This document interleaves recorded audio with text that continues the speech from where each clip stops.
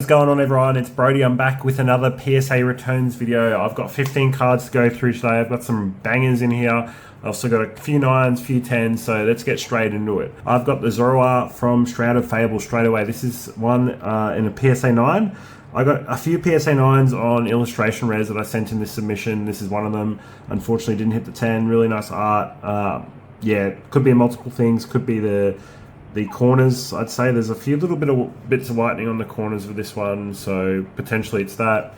But yeah, unfortunately didn't get a 10 on that one. On this one, we did get a 10. It was the Swablu from Paradox Rift. I'd love to get the Altaria to go with this card. So really happy this one came back in a 10. I'm pretty sure I picked these up a while ago from Mint Collectibles. Shout out to my buddy Isaac if he watches this later on. So that one was a 10. Yeah, clean corners, much cleaner than the Zoroark. Yeah, really nice. Would love to get the Altaria to go with that. We have the Lickitung from Temporal Forces. Gotta love Temporal Forces, guys. Gotta love that set. So this one, top left corner isn't perfectly cut. That could be a reason. Anything in terms of surface damage, I can't really tell. It's really hard to tell once they're in the slabs unless it's glaringly obvious. It could be something else, maybe some edge wear. I don't know. That's unfortunate. Lots of illustration rares in 9s. Gardevoir. So this is from base set, or Scarlet and Violet base set at least. So this one, not my favorite Gardevoir. I do enjoy the Pally Evolved Gardevoir much more, but yeah, good to get this one in a 10. It's got goes with the pre-evolutions as well. They line up and they, what am I trying to say? They make an evolutionary line and they tell a story. Sent her a Raging Bolt EX full art. Not sure why I sent that, but I thought it was pretty clean. Another card that got the 9. Yeah, maybe corners. Otherwise, like, centering and things are pretty good. There could be something up on the surface up here.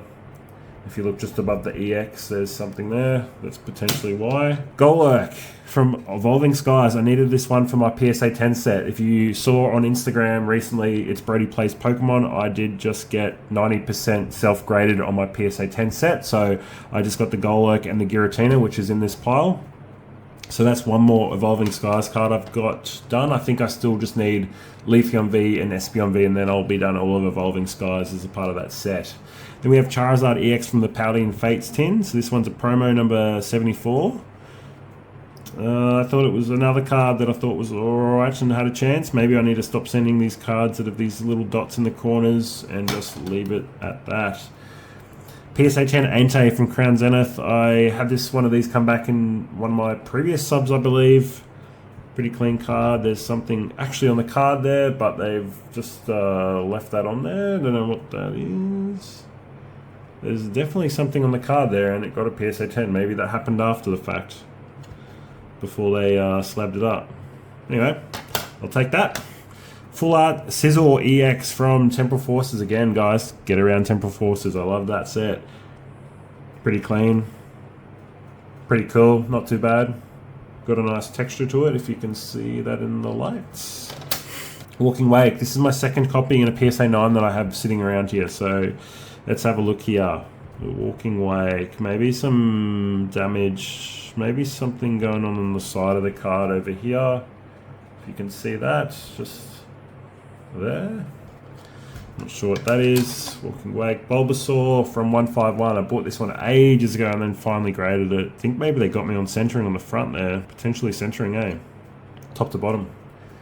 Pretty cool card. Not my favorite Bulbasaur card, but yeah, still cool artwork from the set. Urshifu V. I did grade one of these last time, so I have one already up in my alt art set. I will be selling this one, so hit me up if you need an Urshifu for your own alt art set. Yeah, this one was clean. I remember this one looked good. Centering was a bit off, but it was pretty clean otherwise.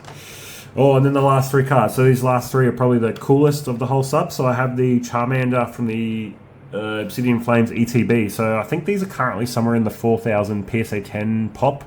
I'm not sure what the going rate is, or the rate of getting a PSA 10 is on these. I should have probably checked that before the video. Maybe I'll chuck it in during or after in the editing process.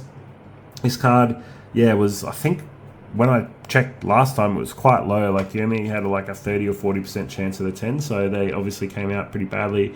I actually bought this from the same seller. Bought this from the same seller who I got the Giratina from. And we have Giratina in a PSA 10.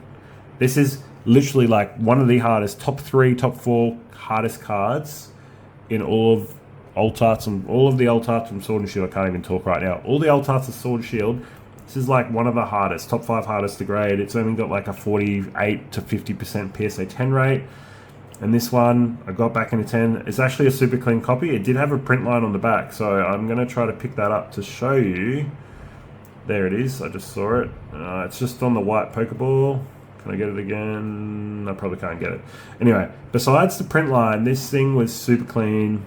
Lovely copy. You'd never see them like this. They're always usually really off-center or something like that. I'm going to do some follow-up content about the Giratina and about being at 90% complete on the self-grading collection, because I think it's pretty cool to be able to talk about that. Yeah, so you'll probably see more of the Giratina in the next couple of weeks.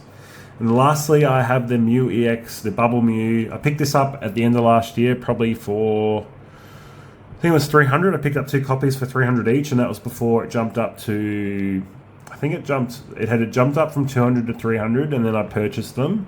And then after that, it jumped even further. It's potentially like a $500 raw card now, which is crazy. I really like the Bubble Mew. As I said, I did get 2 copies, so once I grade the second copy, I will be keeping one if they both hit PSA 10s, which I really hope to do. I thought this was this one wasn't as good, I thought the centering wasn't as good. So hopefully the other one is a shoe-in for a 10.